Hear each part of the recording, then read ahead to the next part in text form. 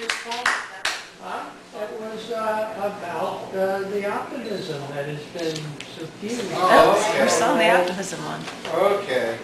Sure. I thought it must have been something like that, I'm sure.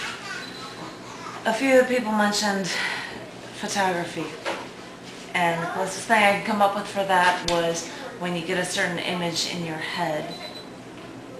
This is where this poem came from, and it was called the Flashback. Everyone at work wondered why she looked down that day, and occasionally someone would ask, "What's the matter?" And she would just say she was having a bad day. And she went through the motions. She did her work. She ate her lunch, even though the lettuce tasted bad, even though she had to run an errand then for her boss. And she was in her car. It was snowing, but not the pretty kind of snow, not the kind that you expect to see on Christmas Day. It was like the snow that was already dirty and gray before it even hit the ground. And she was driving, and she didn't even realize that she was going under the speed limit. She was in a daze, lost, not because of depression, but because there was nothing she cared to think about. And so she drove.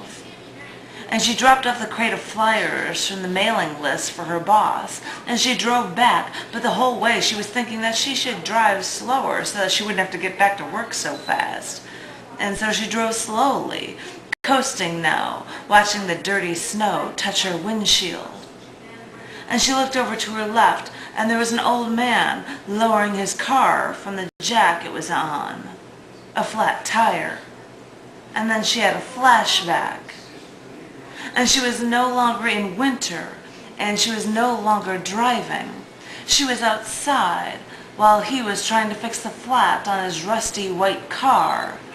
They were driving back from a park. It was summer in Monticello. It must have been 90 degrees. And there she was, sitting on a dirty beige carpet scrap on the floor from his car.